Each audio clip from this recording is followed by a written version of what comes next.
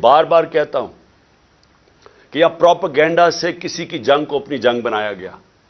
میں تب سے کہتا گیا ہوں کہ یہ ہماری جنگ نہیں تھی اور اس کی دو وجوہات تھی. ایک، ہم نے پہلے کہا کہ افغانستان میں جو بھی فورن آکوپیشن ہوگی، اس وقت سوویت یونین تھی، ان کے خلاف لڑنا جہاد ہے. قوم نے بھی قبول کیا، ہم نے شرکت بھی کی، اور مجھے افسوس سے کہنا پڑتا ہے ہمیں پیسے بھی، ڈالرز بھی آئے اس سے. لیکن جب 2001 میں امریکہ اس کے بعد فیصلہ کرتا ہے افغانستان آنے میں، اور اب ہم اپنے لوگوں کو کہہ رہے ہیں، اپنی قوم کو بھی کہہ رہے ہیں، اور وہ لوگ جنہوں نے شرکت کی تھی افغان جہاد میں، وہ گروپس اور پھر وہ قبائلی علاقہ کے اندر جو لوگوں نے جس طرح میں نے آپ کو بتایا شہادتیں ہوئی اس افغان جہاد میں، اب ان کو کہہ رہے ہیں کہ نہیں جی اب یہ دہشت گردی ہوگی اگر امریکیوں کے خلاف آپ فورن آکوپیشن کے خلاف آپ لڑیں گے. اس کا ایک سب کو پتا تھا کہ اس کا ایک بیک لیش آنا ہے، اس کا رد عمل آنا تھا. اور جب میری آپ سٹیٹمنٹس، میں 2003 میں نیشنل اسمبلی میں بھی بولا، جب پاکستان نے فیصلہ کیا، جنرل مشرف نے اپنی پہلی دفعہ 1948 کے بعد جب قائد اعظم نے حکم کیا تھا کہ پاکستان کی فوج قبائلی علاقے سے واپس لے آؤ، یہ پہلی دفعہ جب مشرف نے فوج بھیجی وہاں 2003 میں، تو میں نے اسمبلی میں تقریر کی اور کہا کہ اگر آپ تاریخ پڑھ لیں قبائلی علاقے کی، اب کبھی یہ حماقت نہ کرتے، کیونکہ ہماری وہ فورس تھی وہاں، ہمیں کوئی فوج بھی نہیں رکھنے کی ضرورت تھی. وہاں پرامن علاقہ تھا، پاکستان سے بہت زیادہ قبائلی علاقہ پرامن تھا. جب فوج بھیجی وہاں سے ہمارے مسئلے شروع ہوئے.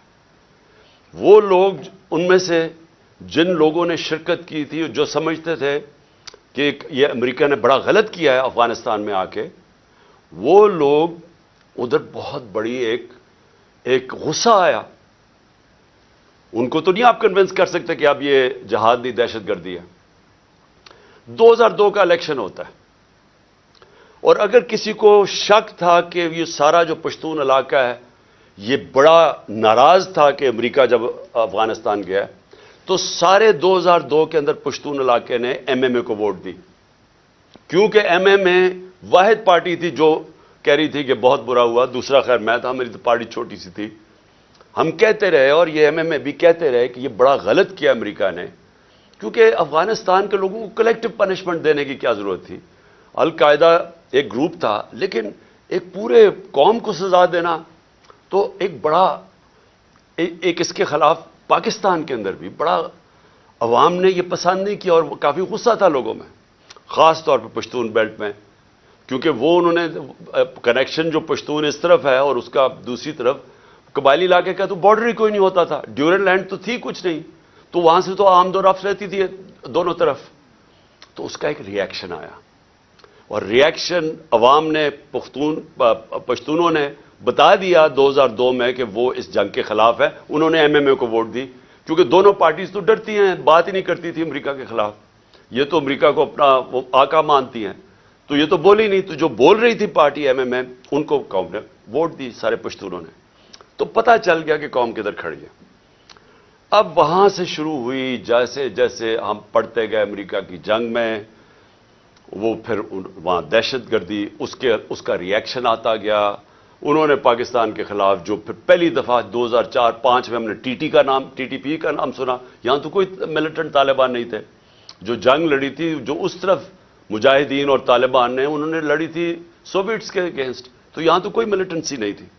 تو آہستہ آہستہ پاکستان میں یہ دہشت گردی اور ملیٹنسی بڑھتی گئی. اور مجھے افسوس سے کہنا پڑتا ہے کہ میری طرح کے لوگ جب کہتے تھے کہ یہ بڑا غلط ہو رہا ہے، پاکستان کو نقصان ہو رہا ہے، مجھے طالبان خان کہا گیا.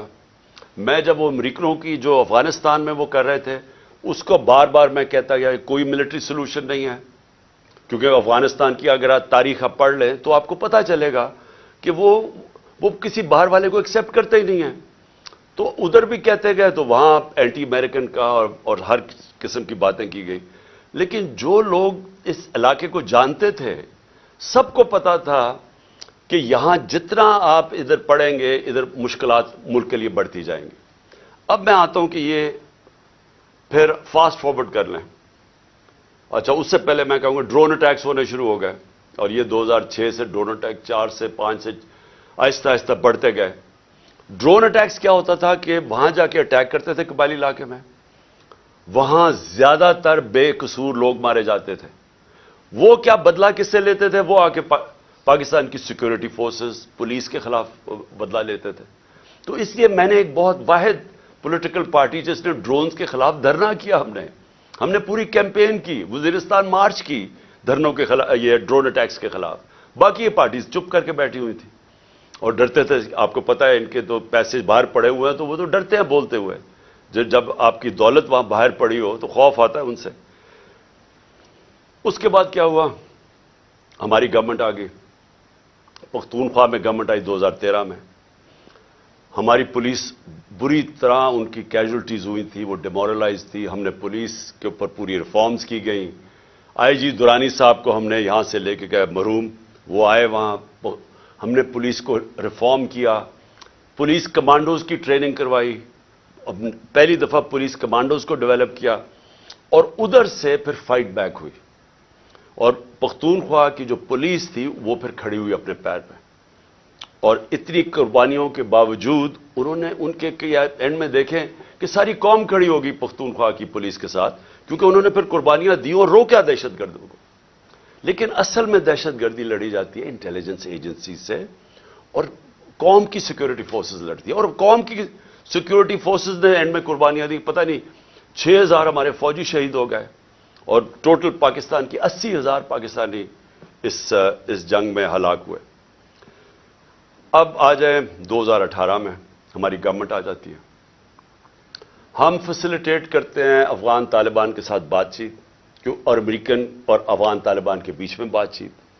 ہم کوشش کرتے ہیں کیونکہ ہمارا انٹرسٹ تھا وہاں امن ہوگا تو پاکستان میں اس کا فائدہ ہوگا. کیونکہ اس وقت جو پچھلی افغان گورنمنٹ تھی وہ پرو پاکستان نہیں تھی, وہ پرو انڈیا تھی, اور وہ حکومت ہمیں کوئی ہیلپ نہیں ملتی تھی. جب یہاں پاکستان سے تین گروپس آپریٹ کر رہے تھے, افغانستان اٹیک کرتے تھے تو وہ نہیں روکتے تھے. تو ہم نے پوری کوشش کی پہلے بات چیت کروائیں تاکہ امن ہو افغانستان میں. پھر ہم نے کوشش کی افغان گورنمنٹ کو اور طالبان کو اکٹھا بٹھانے کی, وہ ہم فیل ہو گئے, انہوں نے نہیں مانا. لیکن ہم نے کوشش کی, ہم نے دونوں اس گورنمنٹ سے بھی بات کر رہے تھے. میں گیا بھی کابل جب پریزیڈنٹ غنی تھے, تو صرف کوشش کی کہ ہم کسی طرح یہاں امن پیدا کریں. تو جب پچھلی 2021 کی گرمیاں, اب میں صرف آپ کو اس لیے تفصیل بتا رہا ہوں تاکہ آپ کو پتا ہو آج جو ہو رہا ہے اس کے پیچھے بیک گراؤنڈ کیا تھی. 2021 میں گرمیوں میں مجھے خوف آنا شروع ہو گیا جب امریکیوں نے ڈیٹ اناؤنس کی وڈرال کی افغانستان میں. مجھے خوف آنا شروع ہو گیا کہ یہاں خانہ جنگی ہوگی افغانستان میں. اور ہماری ISI نے ہمیں پوری بریفنگ دی کہ 3 لاکھ فوج ہے افغانستان کی, اور جیسے ہی وڈرا اگر یہ جب امریکہ جائیں گے تو یہ 3 لاکھ فوج اور 60-70 ہزار صرف طالبان ہیں, تو یہاں تو خانہ جنگی شروع ہو جائے گی. تو ایک خوف تھا کہ جب وہاں خانہ جنگی شروع ہوگی تو اس کا فال آؤٹ پاکستان میں بھی آئے گا. ایک یہ خوف تھا کہ امریکہ ہمیں ہمارے پہ سینکشنز لگا دیں, کیونکہ وہ پہلے ہی کہہ رہے تھے کہ پاکستان کی وجہ سے ہم نہیں جیتے افغانستان میں. وہ پاکستانی انٹیلیجنس ایجنسیز کو بلیم کرتے تھے کہ وہ طالبان کے خلاف اس لیے کامیاب نہیں ہو کیونکہ پاکستان ان کی مدد کر رہا تھا. تو ڈر یہ تھا کہ ایک دفعہ سول وار شروع ہو گئی تو انہوں نے سارا ملبہ ہمارے پہ ڈال دینا. تو ہم تب سے میں پچھلی یعنی 21 کی گرمیوں سے آپ میری سٹیٹمنٹس دیکھ لیں, میں کہتا گیا تھا کہ وہ جو 2021 اور 22 کی سردیاں ہیں وہ پاکستان کے لیے سب سے مشکل وقت ہے. اور اس کی ایک وجہ یہ تھی کہ مجھے خوف تھا افغانستان میں کیا ہوگا. میرا جنرل باجوہ سے کوئی اختلافات نہیں تھے, ہم ایک پیج پہ تھے. اس ملک نے بڑا فائدہ ہوا جبکہ پاکستان کی اسٹیبلشمنٹ اور الیکٹڈ گورنمنٹ ایک پیج پہ تھی. اچھے کام ہوا. کرونا کے اندر دنیا نے ہمارا تسلیم کیا جس طرح ہم نے ڈیل کیا, لیکن سب ایک قوم نے مل کے اس سے لڑا. اس کے بعد ٹڈی بھی تھی, اس کا ایک آیا وہ بھی, اس پہ بھی بڑا ہمیں خوف تھا. تو ہر چیز میں اس وقت ہم اکٹھے چل رہے تھے. اختلاف پہلا یہ ہوا کہ ایکسٹینشن کے بعد جنرل باجوہ نے بار بار ہمیں کہا کہ NRO کو ان کو NRO دے دو اور یہ اکاؤنٹیبلٹی سے پیچھے ہٹ جاؤ اور نیب کو چینج کر دو جو اب نیب ہے. یعنی نیب کو لاز کو امینڈ کرنا یہ تب سے شروع ہو گیا تھا کہ جیسے آپ امینڈ کریں گے تو یا پولیٹیکل سٹیبلٹی آ جائے گی. بیسکلی ان کو این آر او دے دو, جو ہم نے ریفیوز کر دیا. میں نے میٹنگ بھی تھی ایک ہوئی تھی جس میں میرے سینئر منسٹرز بیٹھے تھے, جنرل باجوہ نے یہ تجویز دی. ہم نے کام نہیں کرتے کیونکہ میں تو آیا ہی پالیٹکس میں 26 سال پہلے تھا رول آف لا کے لیے اور انصاف, اور اگر انصاف نہیں ہوتا تو کرپشن ہوتی ہے. تو دوسرا اختلاف کدھر ہوا؟ دوسرا اختلاف ان سے ہوا جنرل فیض کے اوپر. اب میں آج ساری قوم کے سامنے رکھنا چاہتا ہوں جو حقائق کیا تھے. میرا جنرل فیض کو اس وقت میں سمجھتا تھا کہ کیونکہ 2021-22 کی سردیاں ہمارے لیے بڑی مشکل ہوں گی, میں چاہتا تھا کیونکہ افغانستان کا فال آؤٹ آنا تھا, میں یہ چاہ رہا تھا کہ ان کو یہ سردیوں تک جنرل فیض کو رکھا جائے. کیونکہ اگر سب سے مشکل ٹائم ہے تو جو سب سے ایکسپیرینسڈ آپ کا انٹیلیجنس کا چیف ہے اس کو ہونا چاہیے, آپ کا بیسٹ کھلاڑی ہونا چاہیے. مجھے تب سے خوف تھا دہشت گردی کا. میں نے بار بار جنرل باجوہ سے بھی بات کی, میں نے اپنی کیبنٹ کو بھی بتایا کہ سردیاں ہمارے لیے مشکل ہیں, کیونکہ ایک پوری تاریخ میں دیکھ رہا تھا, مجھے تو پوری بیک گراؤنڈ پتا ہے اس کی. اللہ نے کرم کرنا تھا ایک طرح ہمارے اوپر بھی اور افغانستان کے لوگوں کے اوپر کہ وہ جو امریکن جو ٹرین کیا ہوا تھا افغان فوج, اس نے ہتھیار ڈال دیے. پریزیڈنٹ غنی ملک سے چلا گیا افغانستان سے, ایک دم طالبان کی گورنمنٹ آ گئی, کوئی خانہ جنگی سے یہ سارا خطاب بچ گیا. اس نے آپ کو اندازہ نہیں کہ پاکستان کے اوپر کتنا فائدہ ہوا اس کا. اگر خدا نہ خواستہ خانہ جنگی شروع ہو جاتی ہمیں سب سے بڑا نقصان ہونا تھا. اللہ نے کرم کیا, افغانستان کے لوگوں پہ ہمیں بھی بچا لیا. اب اس کے بعد کیا ہوا؟ پاکستان, کیونکہ ہم نے دوحہ کے ڈائلاگز جو امریکن اور طالبان کے تھے ہم نے سب سے زیادہ اس میں پروموٹ کیا, اس کے اندر ہمارا سب سے بڑا کام تھا. تو ایک جو گورنمنٹ سب سے پہلے جس کے سب سے اچھے تعلقات تھے افغانستان میں وہ پاکستان تھا, اور جو دنیا نے ایکنالج کیا کہ جو ایویکویشن ہوئی افغانستان میں اس میں پاکستان نے سب سے بڑا رول پلے کیا کیونکہ ہمارے تعلقات اچھے تھے.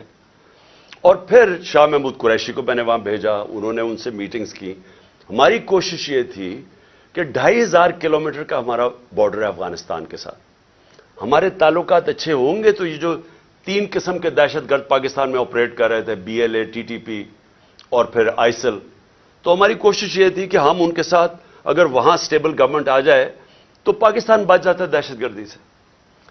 OIC کی منسٹرز کی میٹنگ کروائی غالباً دسمبر میرے خیال میں 2021 میں, افغانستان کو ٹاپک رکھا, دنیا کو بتایا کہ افغانستان کی سٹیبلٹی ضروری ہے, جس پہ ایک ہم نے اپنی وجہ بتائی کہ پاکستان میں دہشت گردی کنٹرول کرنے کے لیے سٹیبل افغانستان ضروری ہے. کانفرنس کروائی. اس کے بعد کیا ہوا کہ اس کے بعد بدقسمتی سے رجیم چینج آ گئی اور ہماری گورنمنٹ کو ہٹایا گیا. جب ہماری گورنمنٹ کو ہٹایا گیا تو اس سے پہلے ہماری میٹنگ ہوئی.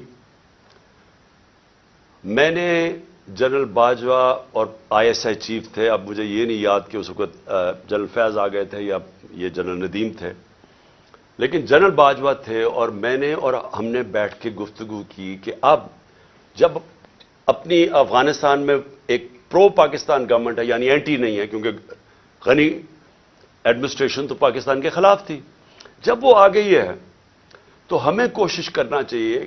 اب جب طالبان انہوں نے بھی کہہ دیا کہ اب ہم ان کو واپس بھیجنے لگے ہیں, اب 30 سے 40 ہزار طالبان فائٹرز اور ان کی فیملی افغانستان میں تھی.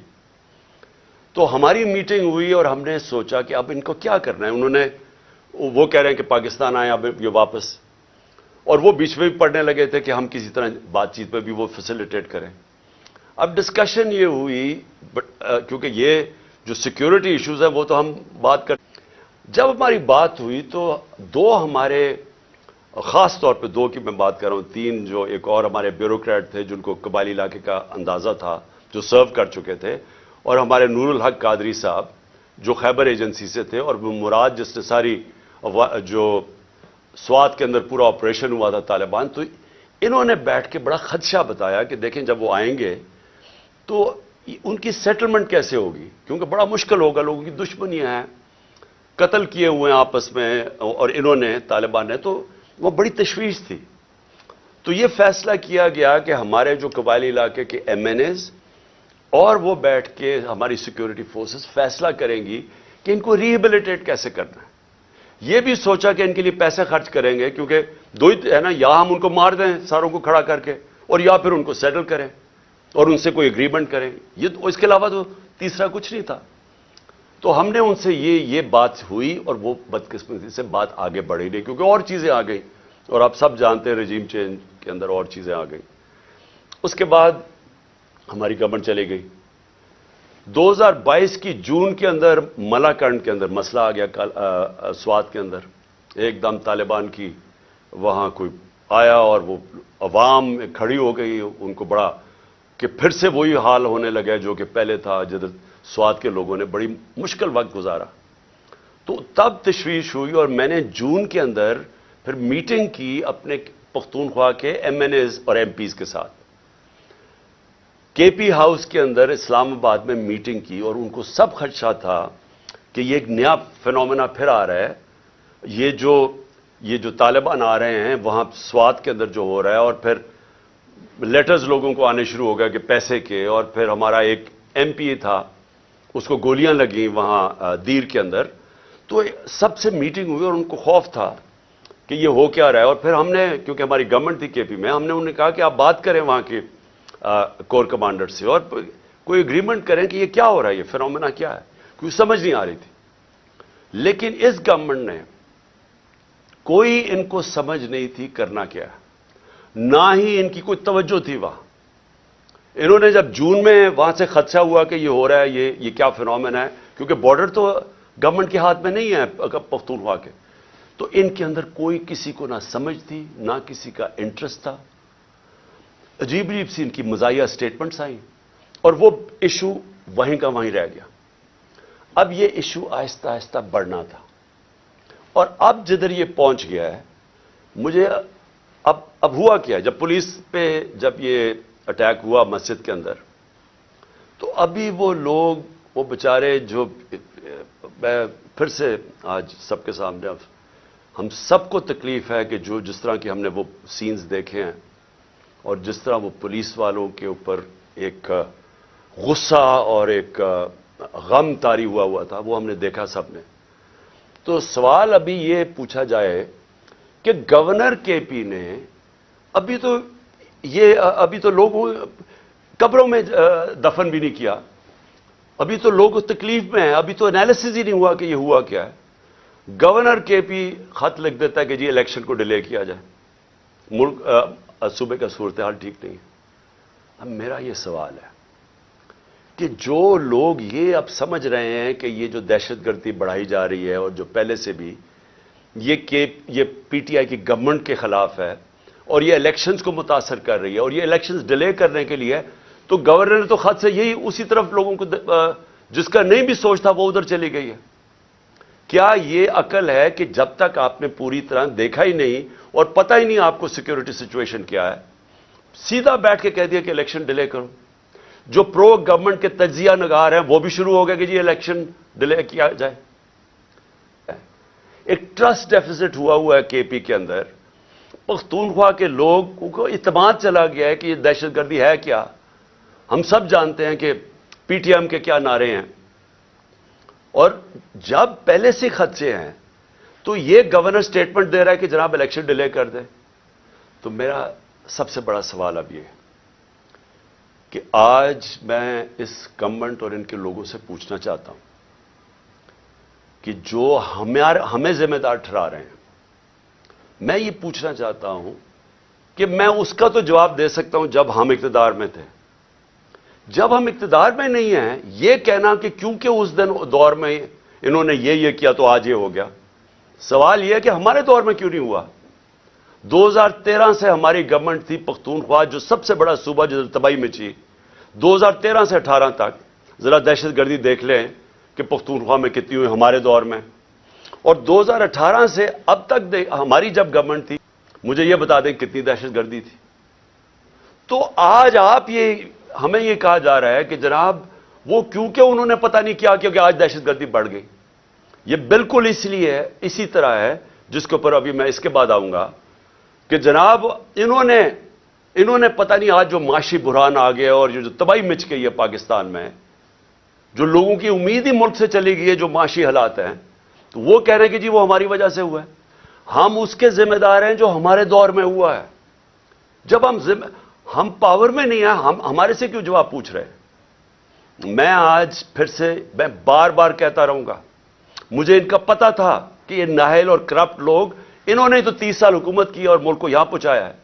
اور اب یہ کہنا کہ یہ جو جنرل باجوہ کی سوچ تھی کہ اب آ کے یہ ملک ٹھیک کر دیں گے، جو 17 سال میں سب سے بہتر پاکستان کی اکنامک پرفارمنس تھی، اس اکنامک پرفارمنس کے اوپر رجیم چینج کر کے ان کو لے آئے. میں بار بار جنرل باجوہ کو کہتا رہا اور میں نے واضح طور پہ شوکت ترین کو بھجوایا. میں اس لیے آپ کو کہوں گا کہ ہمیں پتا تھا یہ کیا ہونا ہے. میں ان کو جانتا ہوں 30 سال سے جو انہوں نے کیا پاکستان کے ساتھ. یہ جو قرضے چڑھے ہوئے ہیں جب سے یہ آئے ہیں، ذرا دیکھیں انہوں نے، یہ امیر ہوتے جاتے ہیں، ملک مقروض ہوتا جاتا ہے. تو انہوں نے ملک کیسے ٹھیک کرنا تھا؟ جو ملک کو تباہی کی طرف لے کے جائے وہ ملک ٹھیک کیسے کر سکتا ہے؟ ان کے یہ جو نون لیگ کی 99 یہ گورنمنٹ چھوڑ کے گئے ہیں، ذرا دیکھ لیں کہ کیا حال تھا پاکستان کی معیشت کا، اور اب یہ جو 2018 میں چھوڑ کے گئے تب دیکھ لیں کیا حال تھا. تو اب ان کو جب ہمیں ہٹا کے ان کو لے کے آئے، انہوں نے اب ٹھیک کر دینا تھا ملک. چلتی ہوئی معیشت جو 17 سال میں اس کی گروتھ ریٹ، یعنی جو اکانومی میں دولت میں اضافہ ہو رہا تھا 5.7 اور 6%، آخری 2 سالوں میں کرونا کے باوجود. کرونا کا بھی میں بار بار آپ کو اس لیے یاد کرواؤں گا، یہ دنیا کے اندر اتنا بڑا ثانیہ صدی میں ایک دفعہ آتا ہے. اور دیکھیں کہ پاکستان کیسے نکلا اس میں سے، اور پھر اپنے لوگوں کو، معیشت کو، سب کو بچا لیا، غریبوں کو بچا لیا. اور ہم جب وہاں سے اس کو بتایا جنرل باجوہ کو کہ یہ نہ کامیاب ہونے دیں، اور اس لیے کامیاب نہ ہونے دیں کیونکہ یہ نہیں سنبھال سکیں گے، اور وہی ہوا. جیسے ہی آئے ملک نیچے جانا شروع ہو گیا. مجھے بتائیں کون سا اتنا بڑا عذاب آیا تھا؟ کیا چینج آیا کہ دہشت گردی بھی اسپانوں میں چلی گئی اور یہ معیشت بھی زمین پہ چلی گئی؟ کون سا چینج آیا تھا؟ یعنی کوئی مجھے سمجھائے کہ ہمارا تو مسئلہ بنا ہوا تھا، تیل پہنچ گیا تھا 110 سے $115 بیرل، اب وہ آگے ابھی اوپر ہی بھی ہے تو $85 کا ہے. تو جب اصل تو مہنگائی تیل کی وجہ سے آتی ہے جو آپ امپورٹ کرتے ہیں. تو ہم نے تو جو انرجی کی قیمتیں وہ بھی اوپر گئیں، کموڈٹی سپر سائیکل جس کو کہتے ہیں اس کو بھی گزارا. 2.5 سال ہم IMF کے نیچے تھے، IMF کے پروگرام سے بھی گزرے. اس کے باوجود اگر ہم یہ پاکستان کی دولت میں اضافہ کر سکتے ہیں، انڈسٹری بھی گرو کر رہی تھی، کسان بھی خوش تھا، سروسز بھی اوپر جا رہی تھی، فیوچر ٹیکنالوجی اس میں گروتھ آ گئی تھی، ہمارے ٹیکس کلیکشن بڑھ گئے تھے، ہمارے record tax collection, overseas Pakistani کو اعتماد تھا ہمارے پہ، وہ ریمیٹنسز ریکارڈ بھیج رہے تھے $31 ارب کی. تو یہ آتے ساتھ ہی آج نیچے کیسے پہنچ گئے؟ یہ ہونا ہی تھا. اور میں آپ کو صرف یہ بتانا چاہتا ہوں کہ آج ہم کدھر جا رہے ہیں. میرے سے وہ چیزیں پوچھے جب میں اقتدار میں تھا. اگر یہ نہ ہٹاتے پھر ہم ذمہ دار تھے. اگر یہ نہ سازش کر کے، یہ جو شہباز شریف بولتا پھرتا ہے، کیوں آپ نے سازش کی تھی کہ اگر آپ کو اتنا خوف تھا، ہماری تیاری نہیں تھی، ملک کے حالات بہت برے تھے، ہمیں رہنے دیتے. 1 سال، 1.25 سال، 1.5 سال رہ گیا تھا، ہم ذمہ دار تھے. پھر ہم اس کے ذمہ دار کیسے ہو جو آپ آ کے ملک کا بیڑا گرک کر کے رکھ دیا ہے، ہر طرح ملک نیچے لے گئے ہیں. مجھے یہ ذرا یہ سمجھائیں کہ 90 روپیہ گرا ڈالر کے مقابلے میں، 90 روپے. کیا اس کے ہم ذمہ دار ہیں؟ یعنی کیا آپ مجھے صرف یہ سمجھا دیں کہ یہ جسٹیفائی کیسے کرتے ہیں کہ 90 روپے ڈالر کے مقابلے میں کم ہو گیا؟ 90 روپے پاکستان کی دولت، لوگوں کے پیسے کے اندر کمی آ گئی ہے. یعنی جب آپ ڈالر اوپر جاتا ہے تو آپ کے روپے کی جب قیمت نیچے جاتی ہے تو آپ کی خریدار کی قیمت نیچے چلی جاتی ہے. اس سے جو چیز آپ باہر سے امپورٹ کرتے ہیں وہ سب مہنگی ہو جاتی ہیں. اور اس کا جب اثر آئے گا، جب 90 روپے آپ گراتے ہیں، آپ گرتا ہے کہ آپ کی نااہلی کی وجہ سے، اس کا اثر کدھر آ رہا ہے؟ ہر شعبے پہ اس کا اثر آ رہا ہے. سب سے پہلے مہنگائی. آج لوگوں کا سب سے بڑا مسئلہ مہنگائی بن چکا ہے. لوگ تنخواہ دار لوگ آج سوچتے ہیں کہ ان کی تنخواہ میں کیسے گزارا ہوگا، اور ابھی پوری مہنگائی آئی نہیں ہے. ابھی تو اثر یہ جو آخری 35 روپے گرے ہیں ابھی اس کا اثر نہیں آیا. ابھی تو جو پٹرول اور تیل کی قیمتیں بڑھی ہیں، جو انہوں نے پٹرول اور ڈیزل بڑھایا ہے 35 روپے لیٹر، ابھی یہ اور بڑھنا ہے، کیونکہ جو روپیہ گرا ہے اس کا ابھی آپ کو اثر آئے گا، کیونکہ جو باہر سے چیزیں مہنگی ہوں گی. اور یہ کیسے مجھے بتا سکتے ہیں کہ 16 ارب ڈالر کے ریزروز چھوڑ کے گئے تھے، آج 3 ارب ڈالر کے تقریباً رہ گئے. تو کیا اس کی 9 مہینے میں یہ ہوا ہے؟ تو پھر سے میں کہتا ہوں کون سی قیامت آئی تھی کہ ملک کو یہاں پہنچا دیا. اور میں عوام کو بتانا چاہتا ہوں کہ ابھی جو مہنگائی ہے ہمارے دور میں، جو کہ عوام کو لوگوں کو افیکٹ کرتی ہے، اسے کہتے ہیں سینسٹیو پرائس انڈیکس. کھانے پینے کی چیزیں جو گھروں میں، آپ کی کچن میں، آپ کو جو عام لوگ، جو سفید پوش، جو تنخواہ دار، جس کو لوور مڈل کلاس کہتے ہیں، جو مزدور ہیں، ان کو سب سے زیادہ افیکٹ کرتی ہے، جس کو کہتے ہیں ایس پی آئی سینسٹیو پرائس انڈیکس. ہمارے دور میں 16% تھی، آج وہ پہنچ گئی ہے تقریباً 40%، اور یہاں رکنے نہیں لگی، کیونکہ ابھی اس کا پورا اثر آیا نہیں ہے جو روپیہ ہمارا اتنی تیزی سے گرا ہے. اس کا مطلب چیزیں جب اور مہنگی ہوتی جائیں گی، یہ لوگوں کے لیے اور مہنگائی بڑھتی جائے گی.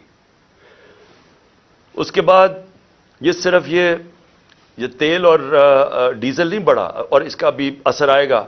گیس بڑھنے والی ہے، بجلی بڑھنے والی ہے. بجلی یہ دگنی کر چکے ہیں، ہمارے جانے کے بعد دگنی، اس سے زیادہ بڑھنے والی ہے. اور جو ہمارے قرضے ہیں، 9 مہینے میں ہمارے قرضے کتنے بڑھے ہیں؟ 10,000 ارب روپیہ، 10 ٹریلین روپے ہمارے قرضے بڑھ چکے ہیں جب سے یہ آئے. اور انہوں نے کیا کیا؟ ایک کارنامہ کیا، اپنے سارے کرپشن کے کیسز ختم کر دیے. عوام کا انہوں نے جو حال کیا وہ آپ سب کے سامنے ہے. عوام کو دھکیل دیا ادھر جدھر 8 لاکھ ہمارے پروفیشنلز ملک چھوڑ کے چلے گئے ہیں، امید کھو بیٹھے ہیں. عوام ادھر پسی ہوئی ہے، اور انہوں نے 1100 ارب روپے کے اپنے کرپشن کیس ختم کیے. ان کو نہ فکر تھی دہشت گردی کی، نہ انہوں نے اس کے اوپر ٹائم لگایا. معیشت کی ان کو سمجھ نہیں تھی، اور یہ جو ان کی نااہلی تھی وہ سامنے آ گئی ہے. اور اپنا صرف جدر کامیابی سے جس کام کے لیے آئے تھے، اپنے سارے کرپشن کے کیس ختم کر دیے، جس کو ہم NRO 2 کہتے ہیں. جو ملک سے ایک غداری کی تھی جنرل مشرف نے، جب ان کی چوروں کی بڑی چوری معاف کی تھی 2008 میں، اور ایک یہ دوسری جنرل باجوہ نے یہ جو ان کو NRO 2 دیا ہے، یہ سب سے بڑی غداری ہے کہ آج دروازے کھول دیے ہیں بڑی چوری کے، وائٹ کالر کرائم کے دروازے کھول دیے ہیں، کیونکہ نیب تو انہوں نے ختم کر دی ہے، FIA ختم کر دی ہے. ان کا صرف کام ہے سیاسی انتقام لینا.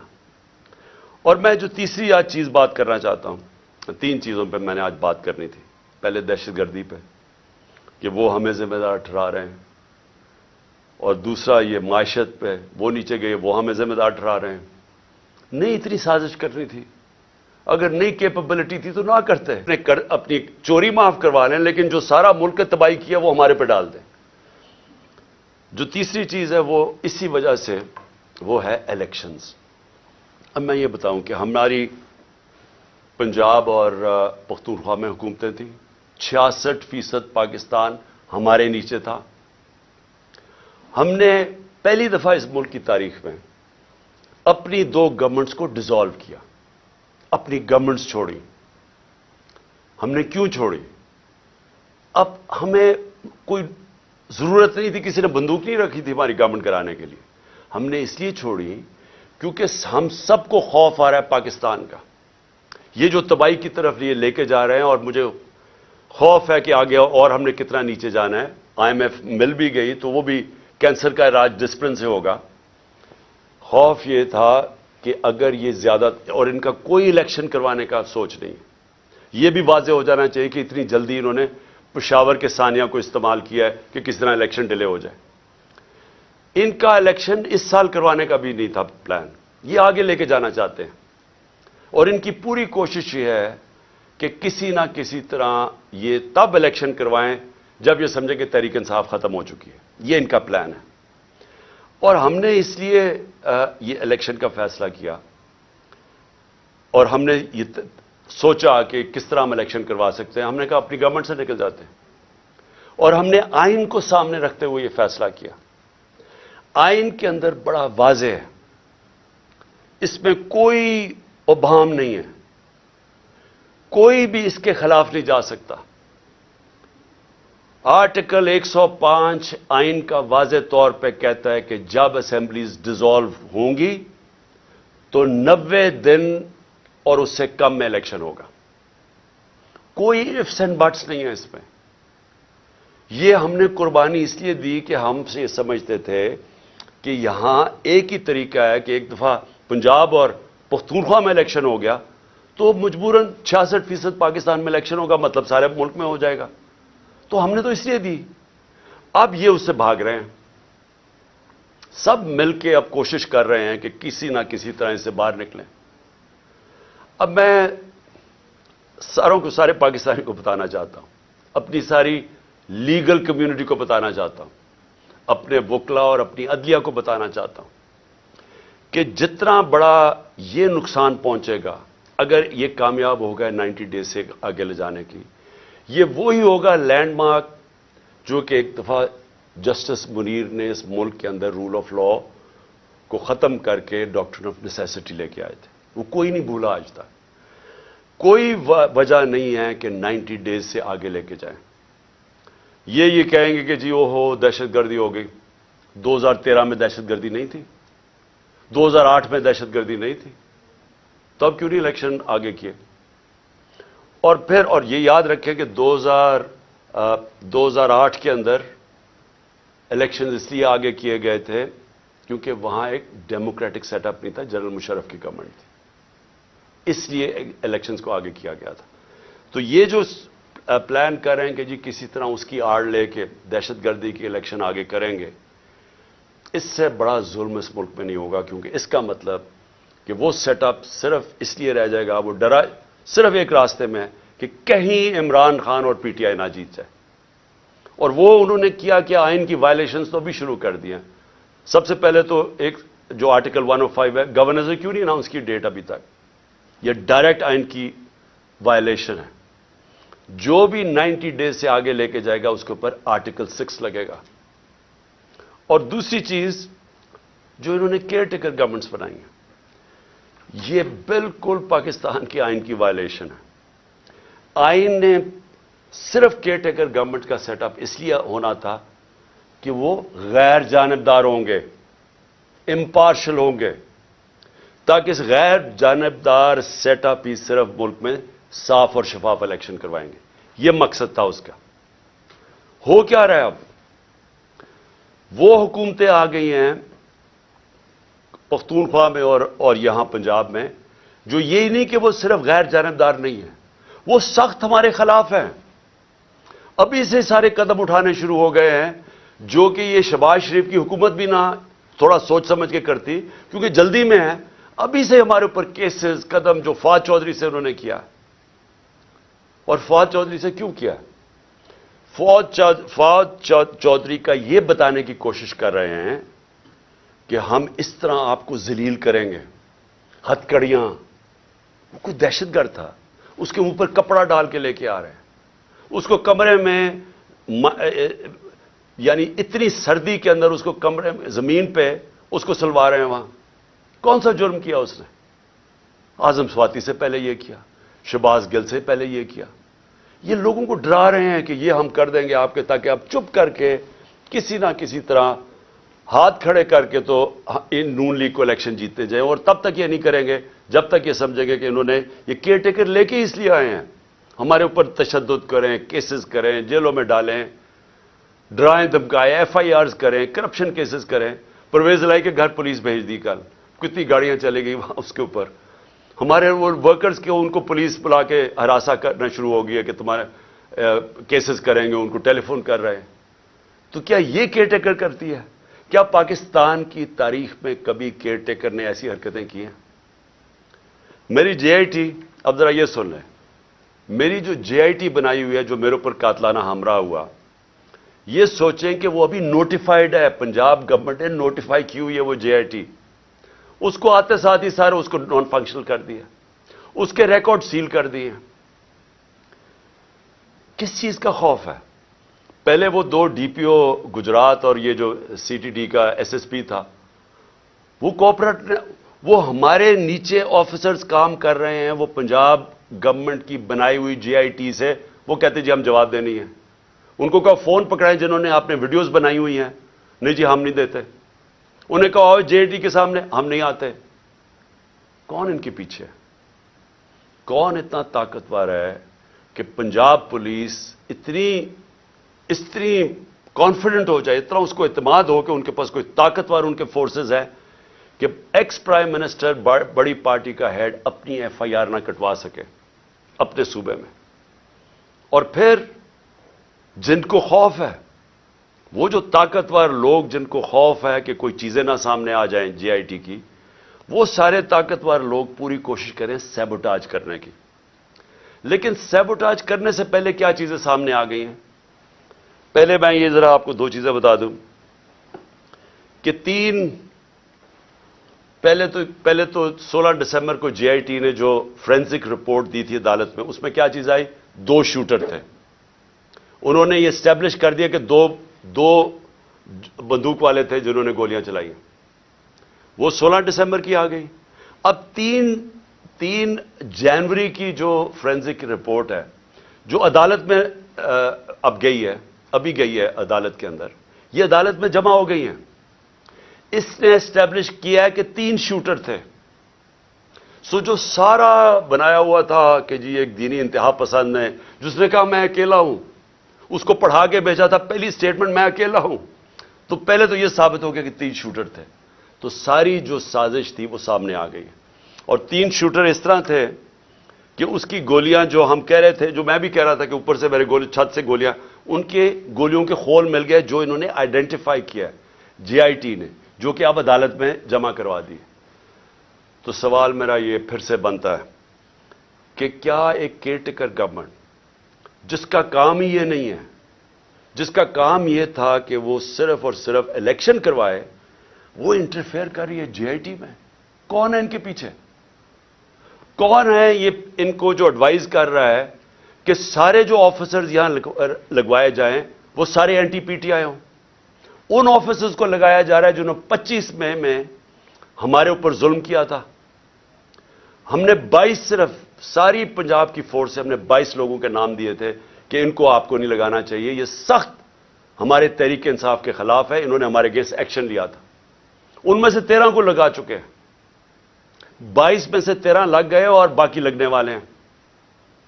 کون سی کیئر ٹیکر گورنمنٹ نے پاکستان کی تاریخ میں یہ کیا ہے؟ اور میں ایک اور بھی بات کرنا چاہتا ہوں، کیونکہ یہ میرے اوپر جو قاتلانہ حملہ ہوا تھا، ایک قیامت کی نشانی آ گئی ہے. آصف زرداری نے میرے اوپر ہرجانہ کر دیا، ڈیفیمیشن کر دیے. ڈیفیمیشن کا کیا مطلب ہوتا ہے؟ کہ میری ریپوٹیشن کو نقصان پہنچایا گیا ہے، اس لیے میں عدالت میں جا رہا ہوں. آصف زرداری صاحب، سب سے پہلے جب یہ عدالت میں کیس جائے گا، میں تو بڑا شکر کر رہا ہوں کہ آپ عدالت میں آئیں گے. سب سے پہلے وہ آپ سے پوچھیں گے کیا آپ کی کوئی ریپوٹیشن ہے جو خراب ہوئی ہے، اس کو نقصان پہنچ سکتا ہے. ساری دنیا میں مضمون آپ کو دکھائیں گے پہلے کہ مسٹر 10% آپ کا نام رکھا گیا تھا، کہ ہر چیز کے اوپر پیسے بناتے تھے. سندھ کے لوگوں سے پوچھیں کہ کیا ظلم کا نظام آپ نے وہاں رکھا ہوا ہے. قرآن پہ ہاتھ رکھ کے بتائیں کہ آپ نے اب تک کتنے لوگ مروا چکے ہیں. وہ جج کا جو نام آپ کے اوپر آتا ہے، بتائیں نا لوگوں کو کہ آپ نے کیا کیا کیا اپنی ماضی میں، کس طرح کی دہشت پھیلائی ہوئی آپ نے سندھ کے اندر. میں تو شکر کر رہا ہوں کہ میرے اوپر ہرجانہ کریں آپ. اور پھر کیا یہ جب میں کہہ رہا تھا کہ میرے اوپر حملہ ہونے والا ہے، یہ جو جے آئی ٹی کی رپورٹ کے سامنے کہ ایک دینی انتہا پسند کے نام پہ مجھے قتل کریں گے، تو کیا کسی نے رائٹنگ میں دیا تھا کانٹریکٹ؟ مجھے پتا چل ہی گیا تھا نا کہیں سے، تو میں اس لیے بول رہا تھا تب، اور جلسوں میں کہہ رہا تھا کہ کرنے والے ہیں. اس سے پہلے بھی ایک پلان بنایا ہوا تھا، یہ پلان بھی بنا تھا. تو کوئی مجھے رائٹنگ میں تو کسی نے نہیں کہا تھا کہ آپ ثبوت دیں جی. مجھے انفارمیشن ملی تھی تو میں نے کہا تھا، اور وہ ساری انفارمیشن ثابت ہو رہی ہے. یہ جو جی آئی ٹی میں کور اپ کرنے کی کوشش ہو رہی ہے، یہ طاقتور لوگ اپنے آپ کو بچا رہے ہیں. اس لیے وہ خوف زدہ ہیں کہ کہیں سچ نہ سامنے آ جائے. اور یہ جو آصف زرداری آپ نے جو گیم کی ہے، یہ ایک سپلنٹر گروپ ہے دہشت گردوں کا. اور میری انفارمیشن اتنی سالڈ ہے، وہ اتنی سالڈ ہے کہ وہ اس میں جو مجھے ڈیٹیلز پتا ہے کہ کون سے وہ ایجنسیز کے آفیسرز اس کے ساتھ آپ کے ساتھ ملے ہوئے ہیں جنہوں نے پلان کیا ہے. پہلے تھا ایک قتل کا پلان ہے، اس کو میں نے جب 4 نام میں نے ٹیپ پہ ریکارڈ کر کے ملک سے باہر پہنچا دیے، مجھے کچھ ہوگا وہ نام آ جائیں گے. پھر پلان بی بنا جس میں 3 لوگ ملوث تھے، اس کا میں نے سیدھی طرح، اور اس کی ایف آئی آر، اس کی کیونکہ ایف آئی آر نہیں ہوئی، اسی سے ثابت ہوتا ہے کہ وہ تینوں ملوث تھے. کیونکہ میری رائٹ ہے، یہ تو میرا حق ہے کہ ایف آئی آر، میرے اوپر قاتلانہ حملہ ہوا، مجھے اجازت ہونی چاہیے تھی. انویسٹیگیشن میں اپنے آپ کو ثابت کر لیتے ہیں. اور یہ جو تیسرا جو یہ پلان انہوں نے کیا ہوا ہے، اب یہ دہشت گردی کے نام پہ ہوگا کہ پہلے تو دینی انتہا پسند نہ سلمان تسیب ٹائپ مرڈر، اب یہ ہوگا کہ جی دہشت گردی ملک میں آ گئی ہے تو جی دہشت گرد کا خود کش حملہ ہو گیا اور عمران خان کو مار دیا. میں یہ رکھا ہوا ہے، یہ قوم آپ کو معاف نہیں کرے گی. اس لیے میں نے کیا ہے کہ آپ پیسہ نہ انجوائے کریں، بعد میں یہ سمجھیں حملہ کروا دیں. اور وہ جو آفیسرز بھی ہیں ان کا بھی مجھے پتا ہے کون ملوث ہے ان کے اندر. اور اس لیے میں پہلے سے لوگوں کو آگاہ کر رہا ہوں، اور میں بڑا شکر کر رہا ہوں کہ اس آدمی کو میرے ساتھ عدالت میں کھڑا کرو. میں اس کی پوری کتاب ہوگی، اتنی بڑی کتاب ہوگی بتانے کے لیے کہ اس کے پاس ریپوٹیشن ہی نہیں ہے ڈیفینڈ کرنے کے لیے. آخر میں اپنی قوم کو میرا آخری پیغام یہ ہے، یہ آج کی تقریر کا، کہ دیکھیں ایک ملک پھر سے یہ یاد رکھیں کہ ہم جس طرح جا رہے ہیں یہ ملک ہم تباہی کی طرف جا رہے ہیں. کیوں؟ کیونکہ ہمارا ایک بہت بڑا، جب پاکستان بنا تھا اس کے پیچھے ایک بڑا فلسفہ تھا، اس کے پیچھے قربانیاں تھیں، اس کے پیچھے ایک بڑی خواب تھی. اس ملک کو بنانے کے لیے ساری دنیا، مسلمان دنیا میں خوشیاں ہوئی تھیں. مجھے البینیا کا پرائم منسٹر ملا ایک دفعہ، اس نے کہا کہ ہم قائد اعظم کی تقریریں سنا کرتے تھے، اب وہ فوت ہو گئے، ہم ریڈیو پہ سنا کرتے تھے. اور نیلسن منڈیلا نے کہا کہ وہ قائد اعظم کی تقریریں سنتے تھے کیونکہ وہ سارے آزادی کی جنگ میں ملوث تھے. اور اس نے کہا کہ مٹھائیاں بانٹی گئیں البینیا کے اندر جب پاکستان بنا.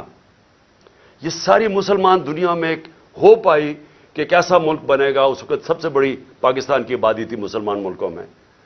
بدقسمتی سے ناانصافی کی وجہ سے ایسٹ پاکستان علیحدہ ہوا. تو اس وقت سارے لوگوں نے امید لگائی ہوئی تھی کہ ایک ایسا ملک آئے گا جو لیڈ کرے گا مسلمان دنیا کو.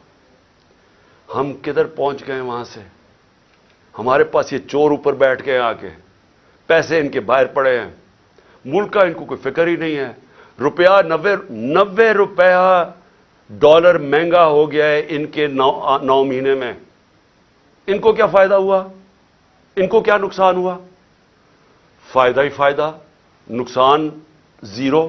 کیونکہ ان کے ڈالرز میں پیسے پڑے ہوئے ہیں باہر، ان کے تو ڈالر اور ان کی ویلیو اوپر چلے گی. انہوں نے تو پیسہ باہر رکھا ہوا ہے، ان کو تو فائدہ ہو گیا.